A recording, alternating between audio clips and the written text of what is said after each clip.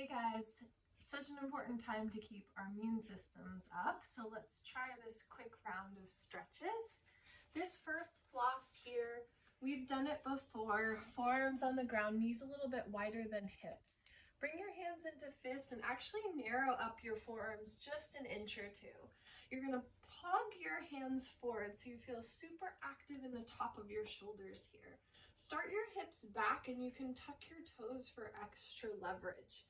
Keep punching forward with your palms and imagine that your shoulder heads could spread wide as you send your nose forward towards your hands, almost like a face plant, and then relax to come back again. Plug forward with your forearms, keep punching down and forward, spread your shoulder heads wide to the side. We're trying to get up into the upper trap zone, the upper shoulder zone, so we can kind of activate around the chest cavity, getting in touch with the connective tissue that links up with your thymus, your thyroid, your lung space. So we're creating some space here in the shoulders, taking some tension out. Keep plugging forward. Let's do one more time. As you punch yourself forward, kind of tuck your nose in a little bit so you can get an even deeper neck spread here, spreading across the tissue at the nape of the neck. Last one. And relax. Let's come on to our backs, flip around. We'll take a peek at our spleen pancreas channel. Bring your left leg into a half happy baby shape. So your knee doesn't want to dump out to the side too much. Make sure there's a little space between your rib cage and your body. Same hand to foot. I like to hold the blade of my foot, hold on to wherever you need to make it work.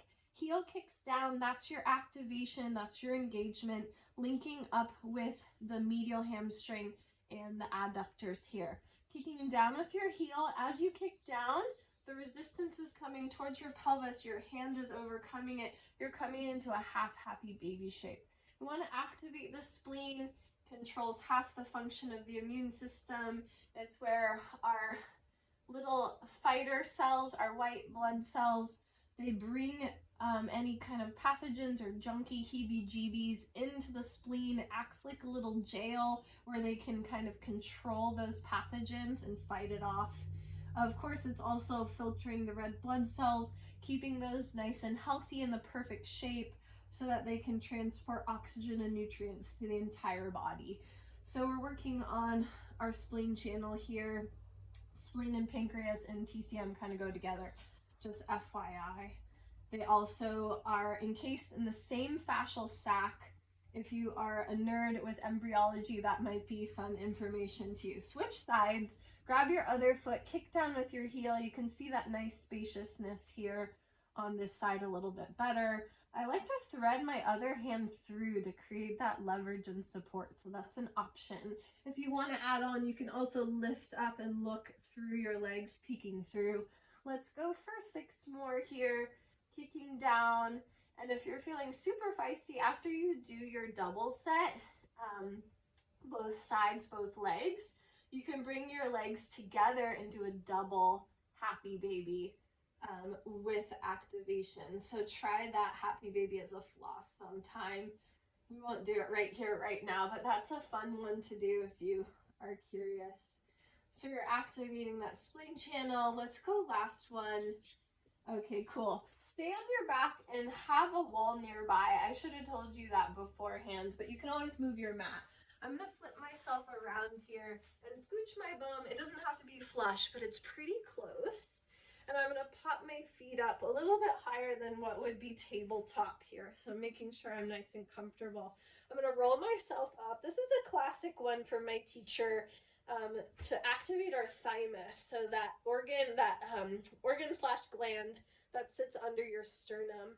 You know how we kind of tap if we're feeling sick? You can kind of activate that space.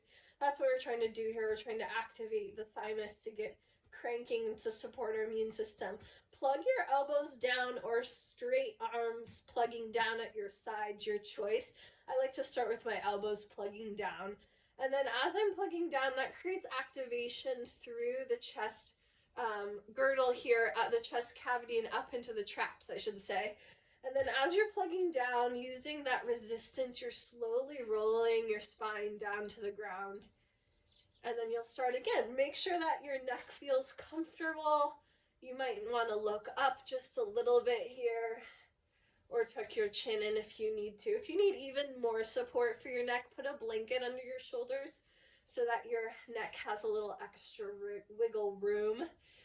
As you lift yourself up, make sure you're really connecting to the floor. You may feel that activation in your traps, or it might not be a very easy place to sense for you. That's totally normal.